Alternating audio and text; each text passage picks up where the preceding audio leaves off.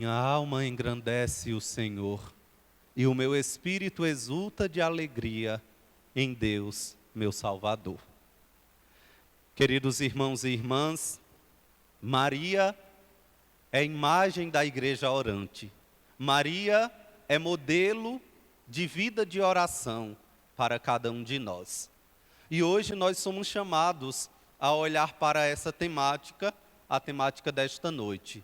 A oração é a elevação da alma a Deus. Quando nós falamos de oração, nós podemos trazer aqui inúmeras definições. Nós podemos dizer de diversos modos o que é oração. Inclusive, o próprio Catecismo da Igreja Católica traz diversas definições do que é oração. Os santos trazem diversas definições do que é oração. Santa Teresa diz que a oração é um diálogo de amor. Santo Agostinho diz que a oração é o encontro de duas sedes, a sede de Deus e a sede do homem, da mulher sedento de Deus, sedenta de Deus. E hoje, essa noite, traz para nós uma definição que o Catecismo da Igreja Católica traz e nos diz que a oração é a elevação da alma a Deus. É voltar-se para Deus, é olhar para Deus, é estar com Ele. E aqui, a liturgia da palavra, ela traz duas figuras que podem com certeza nos ajudar a entender isso e a mergulhar nesse mistério. Nós podemos pensar aqui primeiro a figura da cruz, a figura de Cristo crucificado. O apóstolo Paulo, na primeira leitura, na carta aos Coríntios, fala sobre isso. Inclusive, Paulo, ele está aqui defendendo a sua pregação e defendendo o modo como ele pregou na cidade de Corinto e ali constituiu uma comunidade a partir dessa pregação. A pregação de Paulo, ela parte de dois termos, a sabedoria e a cruz. Que inclusive aqui ele opõe esses dois conceitos, esses dois pensamentos, a sabedoria e a cruz. Ele começa dizendo, olha, eu não fui enviado até vocês para batizar, eu fui enviado para pregar. E aqui Paulo vai esclarecer que, tendo chegado nas terras de Corinto, preocupado com a pregação, ele não veio pregar com um discurso bonito, com um discurso eloquente, não. A apresentação que Paulo fez para a comunidade de Corinto de Jesus foi a apresentação de uma figura que ele fez de maneira muito simples, que ele chama inclusive de a insensatez. Porque é aquilo que todos consideram como insensatez. Aquilo onde ninguém poderia talvez conseguir ver a face de Deus. A figura que talvez não revelasse a face de Deus. Que figura é esta? A figura da cruz. Então Paulo não apresenta Cristo ao povo de Corinto através de um discurso bonito, eloquente, cheio de sabedoria, não. Ele apresenta Cristo para os coríntios através de uma figura, e a figura é Jesus Cristo crucificado. Tanto que no ápice da leitura, Paulo diz: os gregos procuram sabedoria, os judeus procuram sinais milagrosos, mas nós pregamos Cristo e Cristo crucificado. E quando nós falamos de uma imagem, porque se nós falássemos de um discurso, nós poderíamos falar aqui da escuta, de ouvir o discurso. Mas nós não estamos falando de um discurso, nós estamos falando de uma imagem. E quando nós falamos de uma imagem, nós falamos da contemplação desta imagem. É preciso contemplar a face de Deus, olhar para Deus. E a contemplação, ela nos coloca em um mergulho em Deus, que é uma verdadeira elevação a Deus.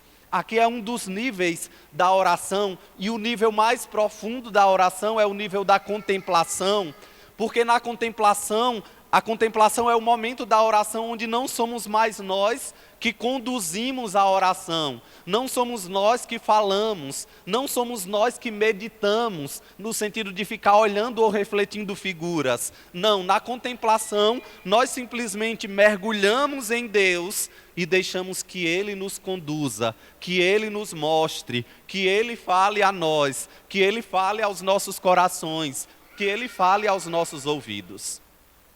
Aqui, a figura que eu posso trazer, e aqui uma figura muito humana para tentar um pouco falar disso, mas a figura da contemplação que nós podemos pensar de maneira concreta, a partir de uma figura humana, nós podemos pensar aqui, por exemplo, um casal de namorados apaixonado, onde eles se contemplam, eles não têm mais assunto, um não tem nada para dizer para o outro, mas eles ficam ali parados, se olhando, se contemplando, se vendo e deixando que o amor mova o seu interior. Isso é o próprio da contemplação. E aqui nós podemos pensar as experiências que os santos tiveram, porque inúmeras foram essas experiências. Por exemplo, São João Maria Vianney, o santo patrono dos sacerdotes, todos os dias, pela manhã, antes de iniciar as suas atividades, João ia para a igreja, sentava-se no banco, era um padre diocesano, um administrador, um pároco, sentava no banco e ficava ali simplesmente contemplando o sacrário por algum tempo. E o sacristão, todos os dias via aquele movimento, o padre que descia, o padre que ia na igreja, o padre que ficava ali sentado, calado, olhando para o sacrário. Todos os dias. Então o sacristão, cheio de curiosidade, que sacristão geralmente é curioso, foi lá perguntar para o padre, né? Padre, o que é que o senhor faz? O que é que o senhor fala todos os dias de manhã, quando o senhor senta ali no banco? E João disse para ele, né? O padre João Maria Vianney disse, eu não digo nada. Eu olho para ele olha para mim, eu olho para ele olha para mim. Essa é a mais alta expressão de amor. A oração é a mais alta expressão de amor. E é nessa contemplação onde acontece a elevação da alma, que nos diz o Catecismo da Igreja Católica. Eu lembro ainda de Santa Teresa d'Ávila, porque Santa Teresa tem algumas experiências de oração muito profundas. Inclusive tem uma representação belíssima de Santa Teresa, uma escultura que é chamada o êxtase de Santa Teresa, e talvez nós podemos descrever ali como o grande momento em que Teresa ela foi assim arrebatada, onde a sua alma foi elevada a Deus, né, numa experiência muito profunda. Só que nas histórias de vida de Santa Teresa d'Ávila, ela gostava muito de rezar contemplando a imagem do crucificado, né? A imagem de Jesus crucificado. Então, quanto mais ensanguentado, mais ela conseguia contemplar, conseguia perceber ali o mistério.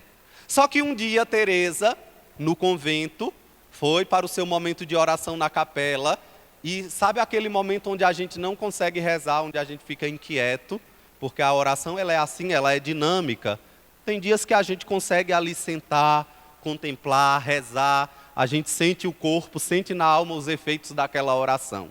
Mas tem dia que não é tão tranquilo assim. A gente senta, aí vem um pensamento, é uma coisa que precisa fazer, é alguém que chama, bateu na porta, o movimento ele fica aqui dentro. E Teresa estava num desses dias, chegou na capela para a oração e ficou ali inquieta e não sabia se ficava, se olhava para frente, se olhava para cima, se fechava os olhos. Então ela pensou em sair da capela, mas depois ela disse, não Jesus, eu vou ficar aqui, eu vou contar os tijolos da capela. E ficou ali contando os tijolos na capela.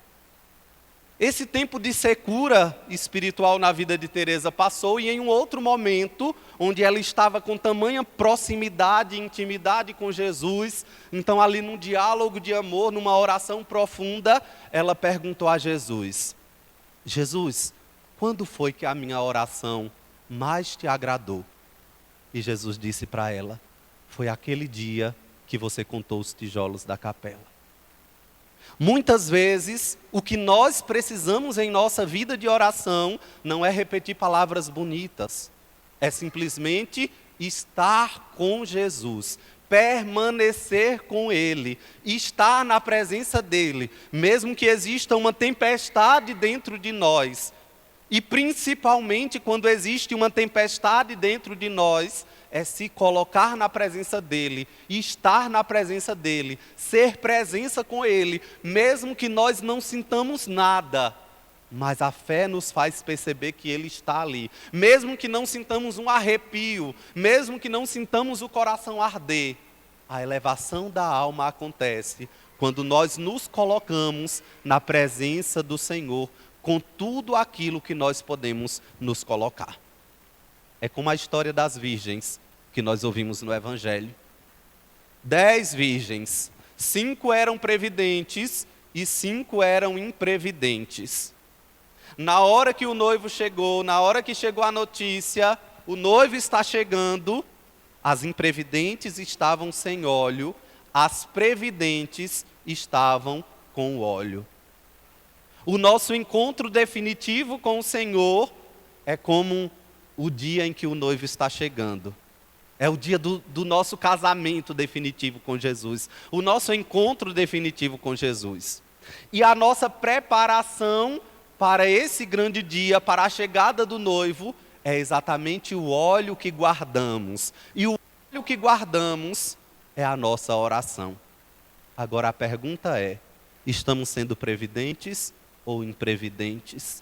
Estamos sendo sensatos ou insensatos? Se fôssemos olhar para o nosso pote de óleo, de azeite, a nossa vida de oração, como é que está? Está vazia ou está transbordando? Estamos preparados para ir ao encontro do Senhor, como as virgens previdentes que levaram o óleo? Estamos levando o óleo da oração na nossa vida, para assim nos encontrarmos definitivamente com aquele que amamos? Ele sempre nos olha com amor. Então busquemos Ele, busquemos estar na presença dEle, falar com Ele e viver a cada dia mais profundamente este amor. Louvado seja o nosso Senhor Jesus Cristo.